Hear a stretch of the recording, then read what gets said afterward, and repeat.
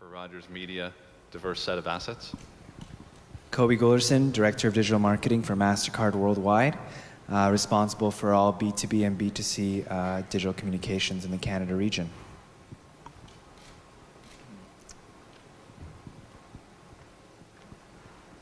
So just to kind of set this up, at Interbrand we really believe in two fundamental things about brands. The first is that brand is the most important economic asset that a business owns. And the second thing is that brands have the power to change the world, as we've seen in the previous slide. So if you kind of combine these two ideas together, you can really create a very powerful brand strategy that can deliver on business fundamentals. Those real behaviors that we're talking about driving, and when we align them with business strategy, are really three things. One is driving choice. The second is the ability to command a premium price point for our products and services. And the third thing is to engender loyalty. So all three of these things really sort of ladder up to what we talk about as ROI, or sort of return on our business investment. And that's really the role that digital can play in building a strong brand strategy. As we mentioned before, there are a lot of tools at our disposal today. We tend to get focused on the current shiny penny or the new tool that's out there. There's a lot of problems with focusing on tools before we think about changing behavior. The least of which is this idea that people are afraid of tools, they're afraid of the investment in tools, they might not understand the tools, so we start to relegate those responsibilities to different parts of the organization, and we lose sight of the customer. The notion that behavior at the end of the day and creating influence is really what we're after. So for today, we're going to kind of flip these things around and not talk about tools, and we're really going to dive a little bit deeper into behaviors so we can start to think about how to think about digital in a different way. At Interbrand, we think about brands this way. So you're probably familiar with our Best Global Brands report that we publish every year. So it's a ranking of the top 100 brands in the world. And underneath that ranking is a framework called brand strength. So it's sort of the DNA of all strong brands as we see it, and we've studied it over the years. There's a couple of interesting things about this framework. The first is that from a digital perspective, a lot of brands think that presence is the key to building a strong digital brand strategy. So to be everywhere is to be a great digital brand. But as you look here, there's sort of 9 other dimensions that often get overlooked about the quality and the experience around our digital strategy.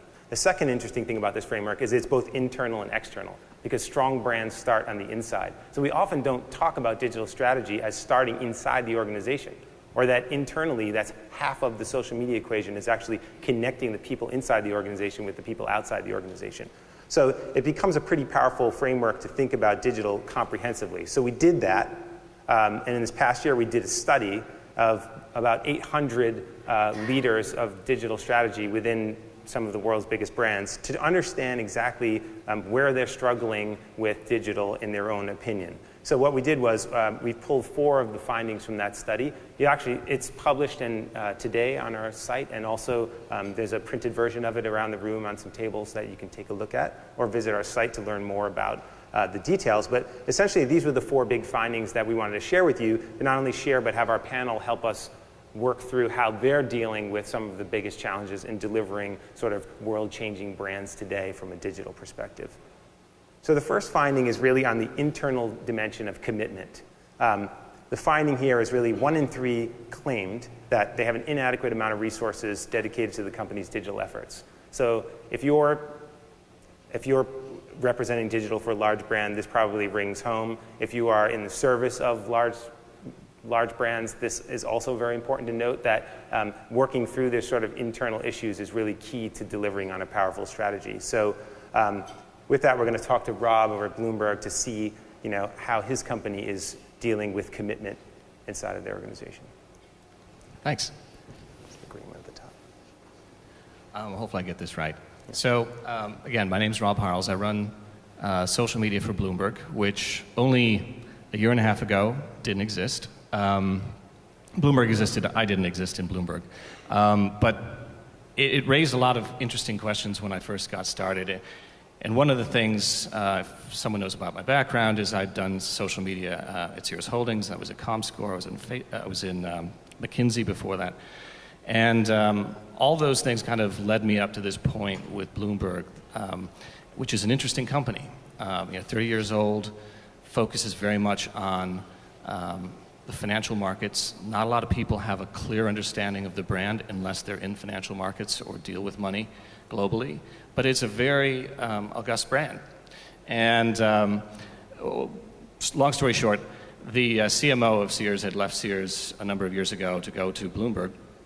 And this was an interesting point, too, which they didn't actually have a marketing organization either in their 30-year history. Mm-hmm. So you can imagine what it was like dealing with this organization that was very focused on the one thing, which is their jewel in the crown, the terminal. But coming in, one thing led to another. I was asked to join the company, and I thought what was really interesting about it when I first joined is I felt distinctly that we'd been here before. And sorry about the baby picture, but I have babies on my mind at the moment. I'm about to be a dad in a few weeks. So now I start seeing babies everywhere and think, oh, they're cute. I'll put those in my presentations. But I felt distinctly like we'd been here before with social media. And if you go back, it's interesting to see the quotes you have from the days of the early internet or the days of even the telephone. There was actually a quote that I found. It was in the 19th century. It was a New York Presbyterian minister who was decrying the telephone as something, a device that was going to literally stop people from going to church. They would actually phone it in. They wouldn't go to church anymore. So you can imagine that we've been down this path before and dealing with organizations like Bloomberg that are trying to wrestle with new media. It's kind of an interesting chore. You kind of start off trying to at least tell them that there's that their compatriots, their competitors are doing all these things. You try to build these wonderfully complex presentations about why they should be involved in this.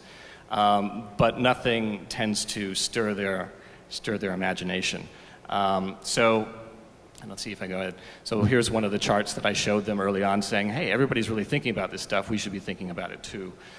There was a thought when I came in that, at the very least, we should have someone who would at least tell us what's going on. Whether we would do anything about it is another matter, but we should have someone coming who would tell us what's going on. So that was my first role for a few weeks.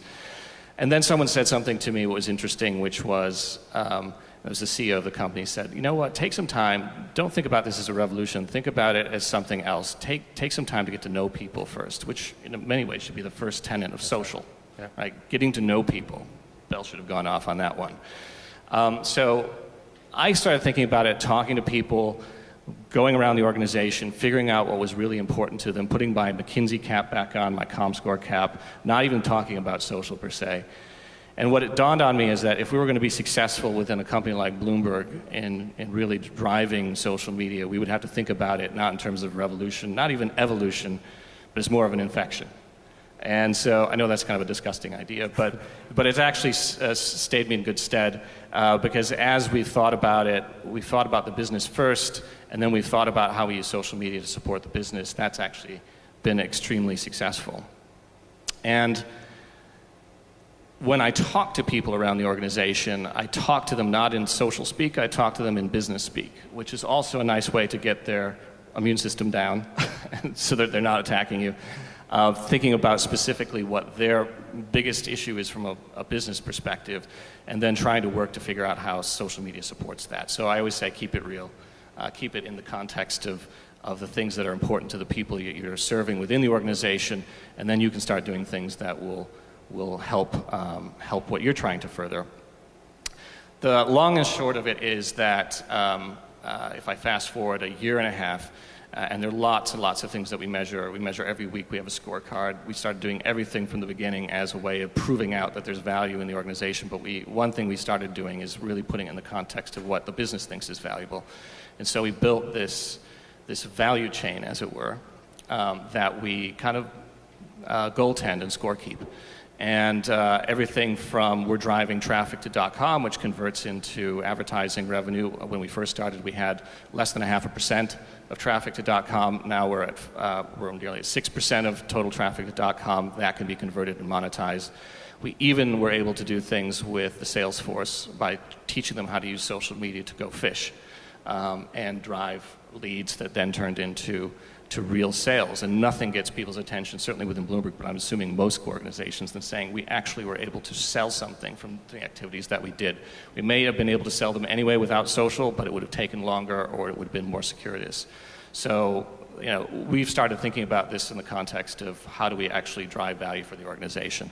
So the thing I'll leave you with, and then we can talk about other things later, is I kind of stole this from Peter Drucker. It was about a business, and then I kind of bastardized the whole thing. and basically I said, he had said that the point of a business is to create a customer. What I would say is the point of social media is to create a customer who in turn creates a customer. And that's how we've kind of kept our religion going within an organization like Bloomberg. And with that, I'll pass it over.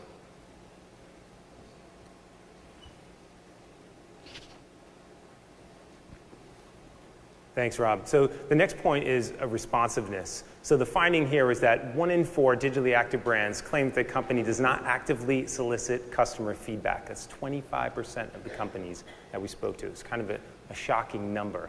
The interesting thing about responsiveness in this framework is that it's actually an internal component of brand strength. So normally we think of responsiveness, we think of social media, we think of getting out there and having conversations with customers or talking to customers. But putting it on the inside of the company is really about listening, bringing it in. What are we actually doing about it?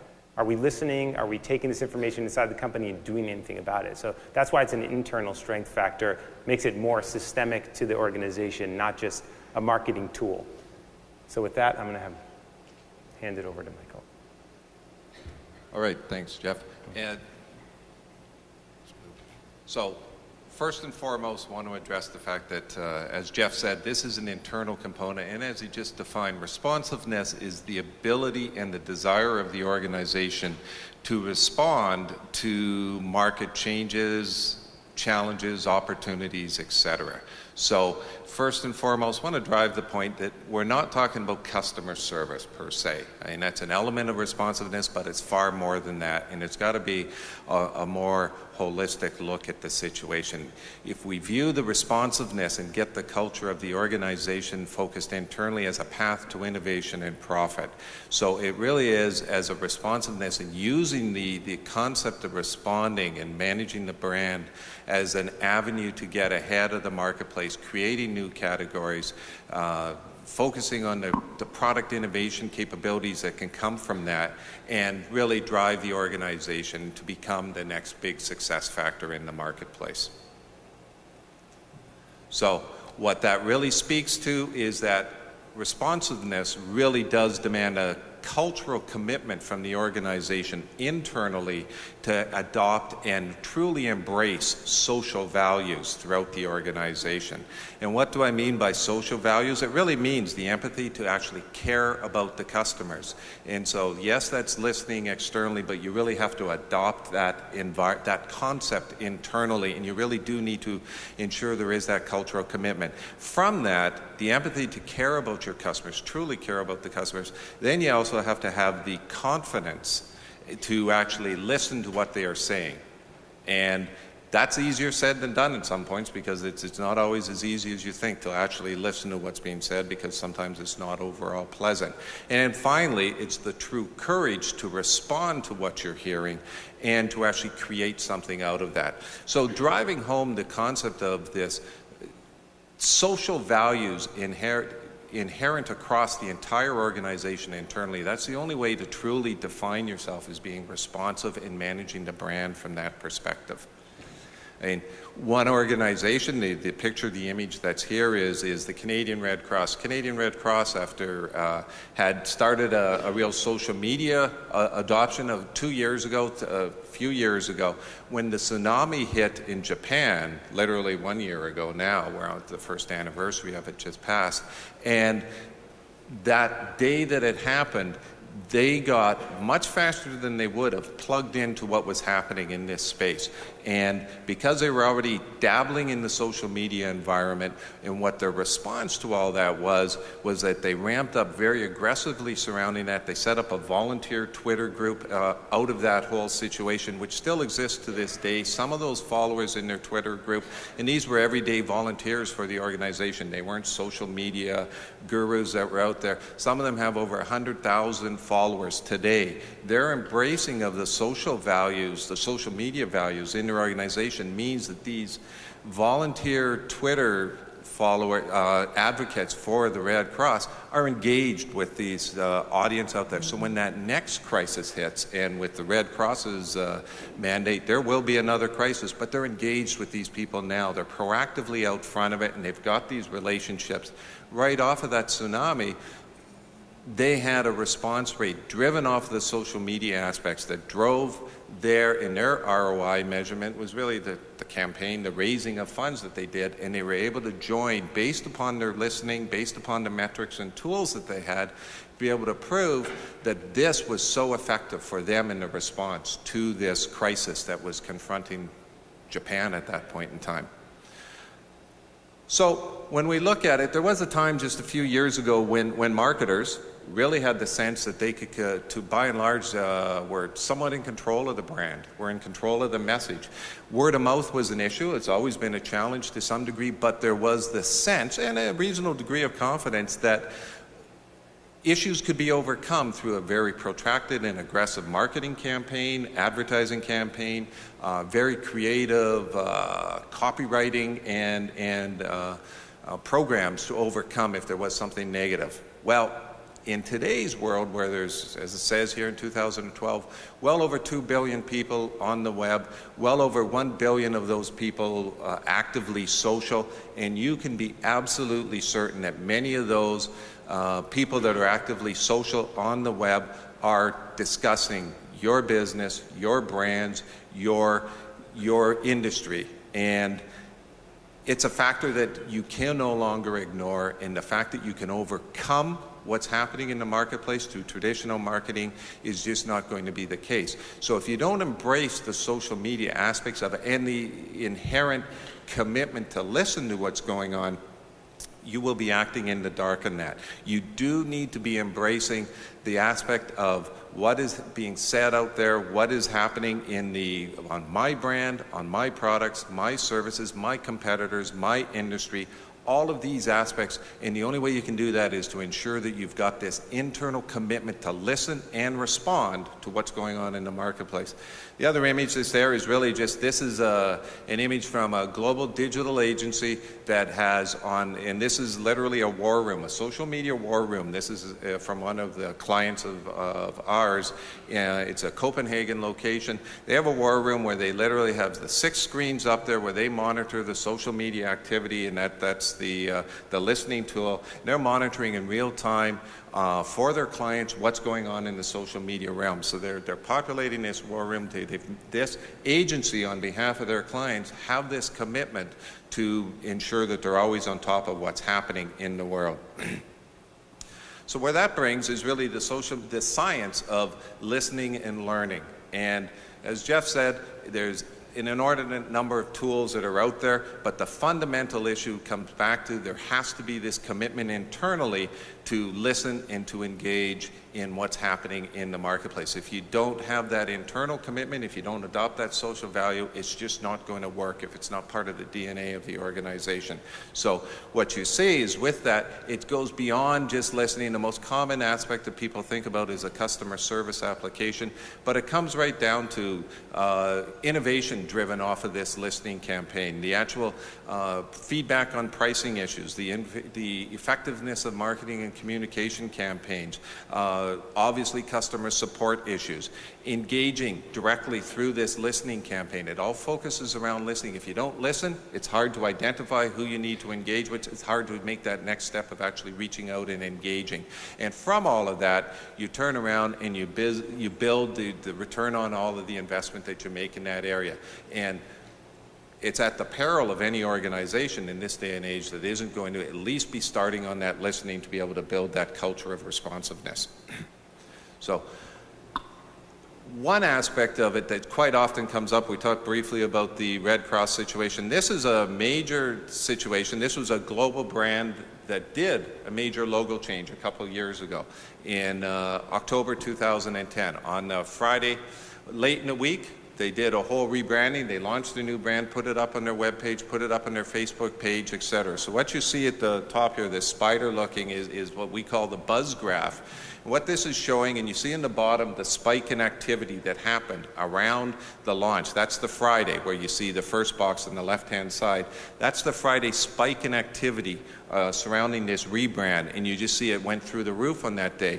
And the buzz graph is really by using the listening tool, assessing what are all the words that are associated in those conversations and how do they relate. The stronger the lines, the stronger it is to that central core topic. And you probably can't read that, but the center dot there defines logo. So that was really what was driving all this conversation. The strongest lines, which are blocked out there, you see the words which aren't exactly positive words: backlash, debacle, low change, etc. All these things, there was a real negative reaction immediately, and it was almost visceral by the part of the marketplace on this Friday for this major global brand. And most people can recognize what this brand was. I mean, this was the Gap when they launched their new brand. And what ended up happening was, over that weekend, they were assessing all this data, saw that this noise was there, this negative reaction. On Monday, they came out, and actually the CEO of the Gap came out and apologized. They reverted to the original brand. They, to this day, still have the original brand. They did not go back to this new brand. And he said, we didn't listen. We didn't do our research up front. We weren't attuned. We won't make this mistake again. And this was a clear example. So you can see on that Monday, and that's what the next big spike, because it just caused a whole new flurry of activity where people are talking about backlash, revert, scrap, outcry, all these major words. These were the words that were driving the conversation, the common words in that conversation that's going on across thousands and hundreds of thousands of conversation in the social web that was going on. And it caused them, they listened and they responded very quickly. Ideally, they would have listened and had that sense before they embarked on this and had done the work in advance so that they didn't have to go through this crisis situation. So, to wrap up very quickly, the idea of listening is more than just customer service. The idea of listening, the tools that are available, if you don't embrace it culturally throughout the entire organization, take it as part of your core values in accepting that you are going to have that empathy, the confidence, and the courage to actually respond to what you're hearing. None of us like to hear bad news if it's out there. You need to be able to be willing to listen, truly listen, and respond to it, and have the courage to actually leverage your business off of all of that. So, nice. Michael, I'm glad you mentioned the war room slide, because we've seen now social listening going far beyond just crisis management and sort of customer service applications. And people are having these war rooms. A lot of our clients are starting to build these things outside of the C-suite. So companies like Gatorade, Dell, Cisco, they've got screens outside of the C-suite that are actually monitoring for product and service innovation and feedback, going into emerging markets. So those sort of insights that are directly tied back to the business, in addition to learning about brand and what people are, how can we measure the effectiveness of the experiences that we're delivering. So there's a multitude of things that we can now respond to from social listening beyond just crisis and customer service. So it's nice to see people starting to use these tools as real business and brand building applications. So the next point is really around differentiation. Obviously, in the digital space, it's crowded. It's tough for brands to stand out. There's a lot of competition, new players, old players, everyone's out there. So we talked to people, and only 13% claim that they audit their competitors on a regular basis. So how are we really understanding, looking outside of our own house, what's happening out there? We can fix our own experience, but how do we know what everybody else is doing? Are we consistently looking out there to see, what we need to do to stand out and create those really world-changing experiences that will advance our brands? So, over to Jason. How are you guys sorting this out over at Rogers? Great. So I spent the last several years running a company called Point Roll in the U.S., which was really about enabling some of the top brands in the world to run more effective digital marketing campaigns. So I'm used to talking about actually marketer brands like Apple, Ford, Walmart, et cetera. It's actually interesting. I've been at Rogers for a year now, and I'm sure most of you know Rogers, but it's an incredibly diverse portfolio of traditional media brands in TV, radio, magazines, sports teams, shopping channels. And so a lot of what we've spent time looking at is how do we actually differentiate some of these traditional media brands in a cross-platform, multi-platform world. I thought I'd walk you through a couple examples, a little bit of a different approach, but walk you through how some traditional brands are really starting to evolve and embrace digital and social as we grow. Just curious, how many of you are familiar with City TV from back in the day? Quite a few. So, for those of you who don't know, City TV was really well known in Toronto and some other markets as a very hyper-local brand. City TV would be everywhere in your local communities. So even before social media or user-generated content existed back 20, 30 years ago, City TV was actually in the local markets. And, there's an example here of something called Speaker's Corner. I'm not sure if anyone remembers this, but incredibly basic in the early days on the web. But this is really where you could go onto a corner of Toronto and actually go on camera, speak to the world, tell them what you were interested in, tell them what you wanted, share your point of view, and that was actually put up on TV. So, it's kind of interesting to see some UGC and some social before that even happened, and even Mike Myers happened to be on Speaker's Corner, I guess, at some point. But I guess, when you look at the future and how we've evolved and try to take this brand across channel, what we've tried to do, and Scott Moore, who runs Rogers Broadcasting, has really focused on taking City TV national, enhancing the brand to be much of a market leader, higher quality content from Hollywood, and also creating a lot more Canadian content, both original and adaptations of American successful content. So if we look a little bit forward, we've really broadened out where now in some cases upwards of 10% of the viewing of some of the primetime TV shows is online. We have tons of usage of local community type content where people are engaging while the shows are actually going on, like breakfast television in the mornings or City Line. We also have launched spin-offs around City News and some other areas. And we've taken all this cross-platform too. So one of our most successful apps is a social stream app where if you happen to be watching shows like The Bachelor or others, you can actually comment, and thousands of people will be chatting, sharing, tweeting, and so on at the same time. And a couple other examples. So what I wanted to focus on was something called Canada's Got Talent, which when I came back to Canada, I guess a year ago, I knew Americans were big on reality TV. I wasn't aware as to how much Canadians watched it as well. And so what we decided to do was create a cross-brand, multi-platform, content initiative called Canada's Got Talent. We weren't sure how big it could possibly be, but from the beginning, this was the first time, I think, in Rogers Media history where all the various groups sat together across TV, radio, print, digital, et cetera, to think about how do we actually build this out and leverage all of the various social and digital channels to make this a big success. So fast forwarding a little bit, this has now been the #1 most watched premiere in City TV's history, 1.5 million viewers. From the beginning, we actually, before the show started playing, we were really deep into social, trying to generate interest in auditions. We actually had 20,000 auditions coming through the website and through a partnership with YouTube and through Facebook. And we even had a special partnership where people who auditioned on YouTube could actually get a spot in the final, and there's a special contest there. And it's just amazing to see that 20,000, believe it or not, working in conjunction with some of our American producers, was #1 around the world in terms of number of people submitting online audition submissions, even compared to the US. And so, huge engagement. I think what all this comes down to in my mind is a lot around engagement. How do you connect with that user across all these platforms? We actually see a lot more TV tune-in, TV viewing as it results from engagement online as well. We also really tightly integrated our sponsors, such as Tim Hortons and others, into this across all platforms, from product placement to social to others as well. And so just one example here of how we've tried to take this to the next level. It's been very successful so far, and you'll look for a lot more from Rogers on this front. The other thing I didn't mention is we've had hundreds of thousands of people download the apps, a lot of co-viewing activity, trending Twitter topics, and we actually had 700,000 people buzzing people off the show from their iPad app and acting as their own judge. And the cool thing there is it's not only a fun game, and we're working a lot on gamification and and co-viewing and so on. We're actually tracking everything. So the second point beyond insight engagement is insights.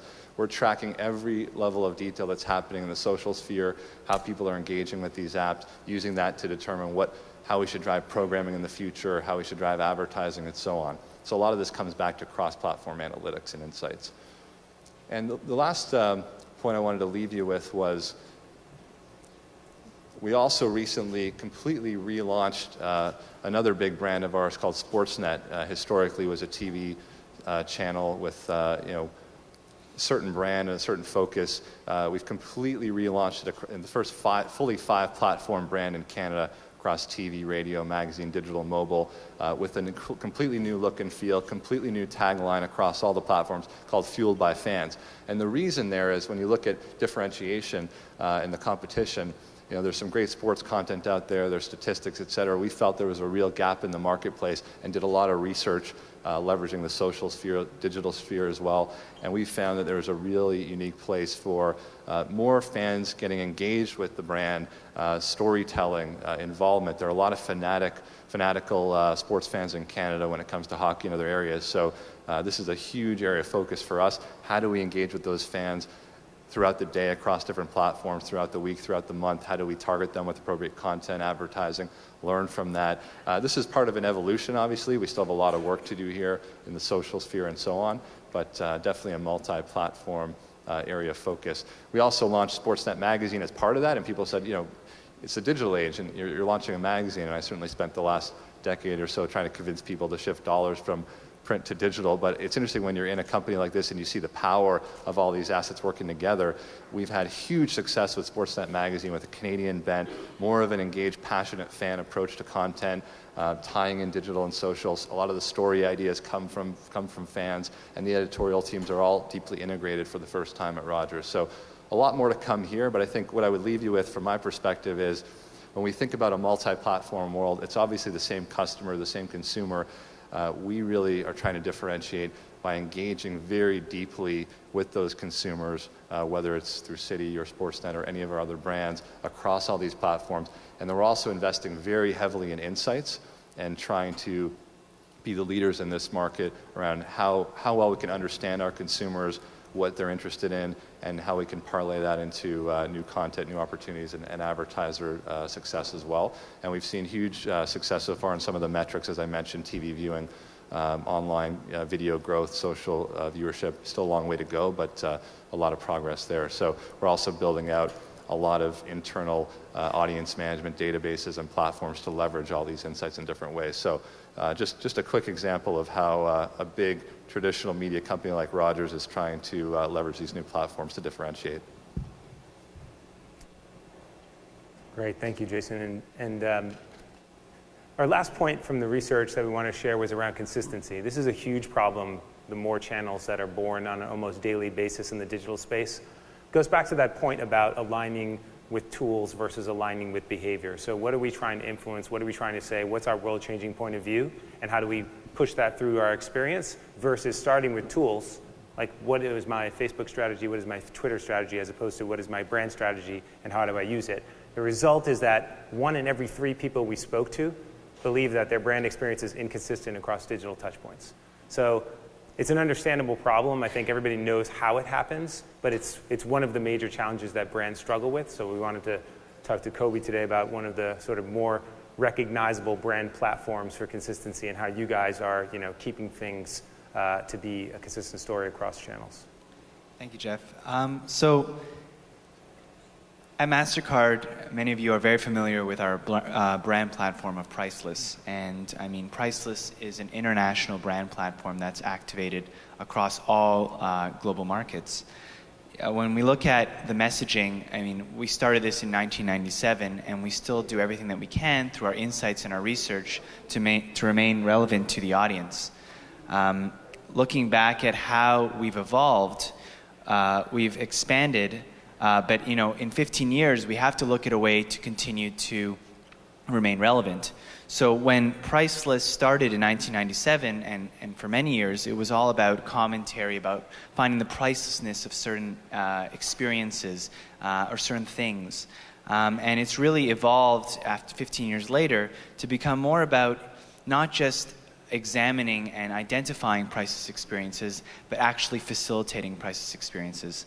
And it's moved and expanded to become more than just an advertising campaign, but more importantly, it's informed and become a brand platform where it's informed our sponsorships, where we're involved in MasterCard Brit Awards or the Grammys or World MasterCard Fashion Week, where we are facilitating co-brands with other partners like Amazon, where it's actually where Priceless is driving product innovation, new developments, new partnerships. So it's really become something that's interlaced itself with all aspects of our organization.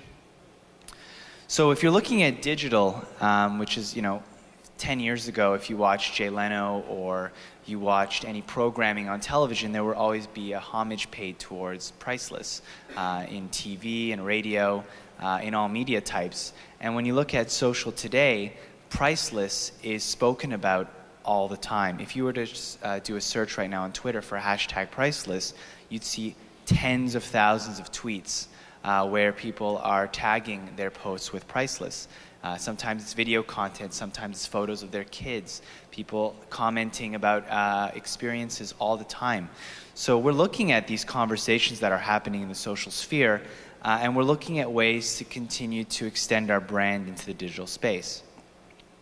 And that's not just in English, that's in all global languages. And sometimes what's being spoken about isn't necessarily attached to our brand, and sometimes it is. So we're looking at ways to continue to extend Priceless into the digital sphere.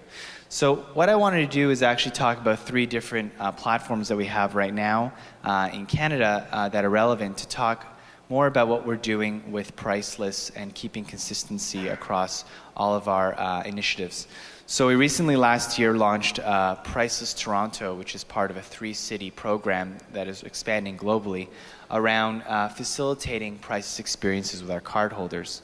So at the high level, I mean, you're going to a game with your friends at the box at the ACC with Bobby Orr, or you're having a Priceless experience where you're going to the Boiler House in the Distillery District, and you are having a 5-course meal customized by the chef for you and only you, and extending to front row access to World MasterCard Fashion Week or backstage access. So we built a platform that allows us to facilitate with our cardholders Priceless experiences. And because experiences are innately social, I mean, we have people going out and talking about it on a regular basis, talking about the experience that they had on the CN Tower Edge Walk, that they're excited that they just booked the first 9 a.m. booking on, at the end of May when the CN Tower Edge Walk opens up. Or they're talking about the access and experience they had because they were at the Leafs game or a private Leafs practice at the MasterCard Center for Hockey Excellence, where just because they were a card holder, they flashed their card and they were able to take their son to watch a private game. So we've really used a digital platform to create awareness for all these priceless experiences, and then we take all those conversations and harness it through all of our social channels, be it Facebook or Foursquare or even Twitter, which is a big piece of the conversation. Looking at other pieces of what we do, I mean, another big part where we see Priceless really living is in recruitment. So we decided that we wanted to treat internship as a youth engagement piece. What can we do with youth engagement and tie it into our recruitment practices when we're looking for summer interns? So we created this Priceless internship where we went to market to the student population, and this was targeted to Ontario, around, hey, we want to find the best and the brightest digital savvy interns. Tell us why you deserve to be our Priceless intern. And we were able to spur a conversation and get people talking and really take a more of a tongue-in-cheek approach to approaching an internship at MasterCard. So things like being able to afford imported beer, Priceless. Being able to update your status at the office, Priceless. Like things that really connected our brand with the experience that we're trying to exemplify in working at MasterCard. And this was a huge success. I mean, we had people submitting all kinds of videos, raps, spoken word poems, essays, websites telling us what it would mean to them to be a priceless intern. And again, we were able to take all those conversations and harness them in our social channels. And finally, a third case, which is really relevant right now, is, as you probably are all aware, last week was our inaugural title sponsorship of World MasterCard Fashion Week. So we look at, World MasterCard Fashion Week is a very well established initiative in the city. You have designers from all over the country coming to showcase their work, but at the same time, it's very much a trade initiative as well. So what can we do to bring the pricelessness of that experience to the consumer that can't sit in the audience? So we looked at being able to enlist rich video content, bring in rich content providers and bloggers to share their experiences at World MasterCard Fashion Week through our social channels, through the web presences that we have, and extending that out not just to the pricelessness of World MasterCard Fashion Week and all that surrounds it, but creating a retail program that really helps local retailers in Queen West or King West or Yorkville be able to showcase their work as well. Here are three very different examples of how we've been able to continuously extend the brand platform that is priceless. And as we continue to evolve, we're really excited about what it'll mean for us in the next 10 years when it comes to being able to talk to our consumers and our cardholders about creating those priceless experiences for them. Thanks a lot, Kobi.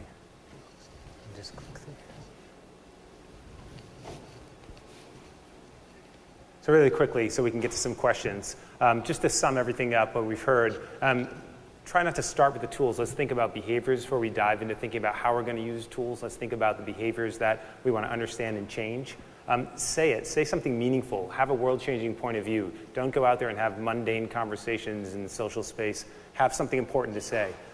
Be it. Include your employees. They're excited to be part of it. Give them a voice. They'll make you better, and they'll tell your story for you. And do it. We just talked about experience. Don't just talk about it. Deliver the experience, and people will say great things about you. So let's take some time to ask these guys any questions you might have about what you've heard.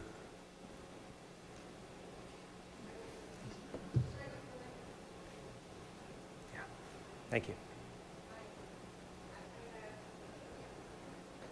Does it work? Yeah. Okay. So thank you for sharing your experiences. I'm Geneviève Besselier. I'm a faculty member at McGill, and I'm really interested in the teaching and researching of social media. Now, you've focused your talk on this aspect of your relationship with consumer and going from, reaching more to having a deeper, richer experience. Now, do you have anything to say about how you as an organization also have to connect to other organizations and how the social media is playing a role there, which I think is probably different than with the consumers, but I know, Kobi, you mentioned you also are in charge of the B2B, so I don't know if there's something you have to say about how different it is to reach organizations and consumers. Sure, that's a great question, thank you. Especially with social, there's a lot of appetite for conversations between organizations. So when you look at our partners, such as our merchant partners like Tim Hortons or our issuers like BMO, they all are doing the same thing as us. They're looking at ways to build a stronger relationship with their consumers. But at the end of the day, a big part of social is what kind of relevant content can I share with my audience? So the approach that we take at MasterCard is we are best friends, if you will, with all of the community managers at each of these organizations. Because the way we look at it is there's content that they're putting out that's relevant to our audience just as much as there's stuff that we're putting out that's relevant to their audience. So from the B2B perspective, we're continuing to build relationships with various merchant partners, issuers, to help exchange information and content, and at the end of the day, it benefits all of us. And we found it to be extremely valuable. Just a couple of other points on that. It's not only dealing with consumers by any stretch. There's all sorts of organizations, corporate world that has to be, whether it's social activity, whether it's social engagement, whether it's organizations that have special interest groups that are raising issues that are relevant to that company, very plugged into the social media realm to be able to stay on top and listen and engage on that front.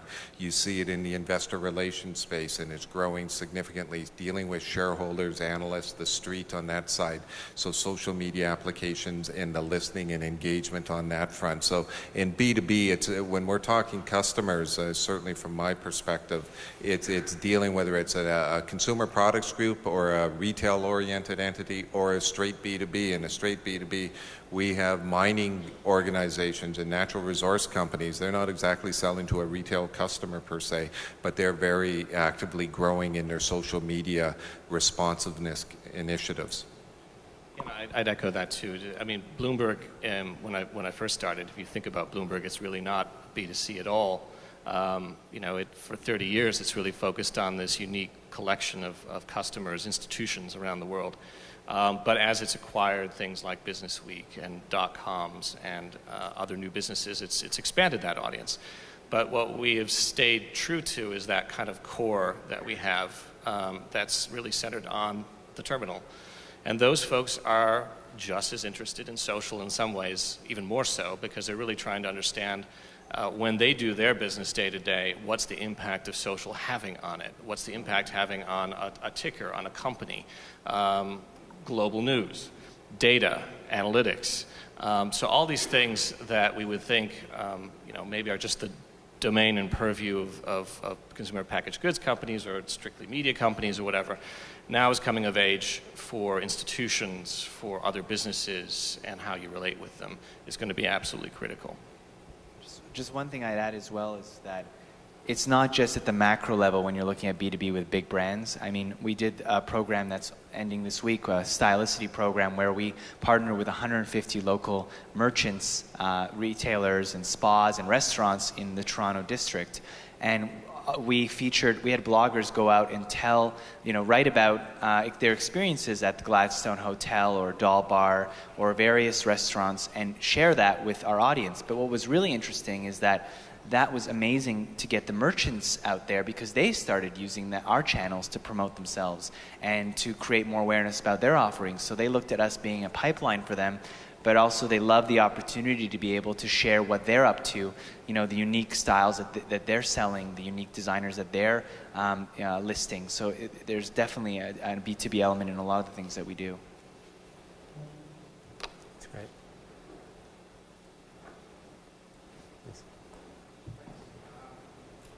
Adam, I'm from an agency from Nova Scotia. Just a question, any type of research has a bias, any type of research, whoever is responding in it does not necessarily represent the customer. So I'm wondering if you have any inside information, what is the gap between the kind of research, the kind of information you get from social media, whether it's for Facebook or anywhere else, to what the real customer is in the retail marketplace? You guys hear that all right? Yeah, I mean, that's no matter what, social media is one channel, one avenue, and there's many channels within social media. So one of the aspects of any social media strategy is you need to really try to learn and understand where your audience is populating and where are they showing up. So that's a critical piece of it. But by definition, the more comprehensive your social media listening campaign, the more wholesome or fulsome your data set will be, and the more accurate your picture will be. And that, getting back to that, depends on if you're trying to do it piecemeal across the board and try to manually go out and do it. It's impossible to get that holistic picture. Not to be too self-serving in the comment, but the simple fact is that the services that actually that's all that they do, that it's literally our products that we scan, we've got 60, 70 terabytes of data that we've aggregated across the social media world. This is something that no human could ever stay on top of that. So if you want a holistic picture, you need to try, and even then you need to set your queries and what you're looking for properly to narrow in. So it's a challenge. That's the challenge of social media, is trying to get that. But then you also have other avenues that people are still populating in. So yeah, I think we're on the verge of, I mean, people have talked about big data and all that this year. Trends aside, I think we're on the verge of really starting to understand how to kind of reconnect with our customers, whether they're B2B or not B2B. When I was at Sears, one of the goals I held myself to was if we could get and use social media data to make us feel less like this big behemoth company and more like the local shopkeeper, that would have been a huge win. So I would echo it with the same point, which is making sure that your data doesn't exist by itself is the best way to make sure you don't end up with a lot of apps. And that's the biggest challenge companies are going to have, which is taking this information, sifting through it, and figuring out really what matters now. And more than that is figuring out how you bridge all the internal gaps within an organization to make sure that data gets to the right people in the right time frame. Otherwise, it does have a shelf life, and it will go away, and it won't have any impact. And the only thing I'd add to that is what I saw in the U.S. We aggregate data from all different types of sources, and I saw that there wasn't one piece of data or research or insights that was a holy grail. I mean, I think when you add them all up and try to create a profile and try to create an understanding of what that consumer or that segment really wants, you can leverage contextual data of what they're actually looking at, social data in terms of what they're saying to you directly, also data in terms of what they're saying to their friends and sharing. And sometimes people say they want something and their behavior is different than that. So I think it was really trying to pull those disparate pieces of information together and to try to create some insights out of that. But the social side really helped make it more granular and pinpoint some of their more direct feedback and needs. I would say, just to put a brand perspective on it, there is also social listening is not a replacement for traditional research or other forms of data, and that brand can be the thread through everything that lines things up. So when you think about what you're trying to stand for, you have certain attributes or certain messages that you're trying to get across through your experiences, and that they can play back those experiences to you. And if the way that you listen is really specifically aligned with your messaging or your marketing, you can start to understand whether or not it's actually resonating. So that could be the thread. And that thread also carries through to traditional research. So you can start to align things like focus group, industry knowledge, what you stand for, what you deliver as an experience. So to really use brand as a thread to link all of the insights together.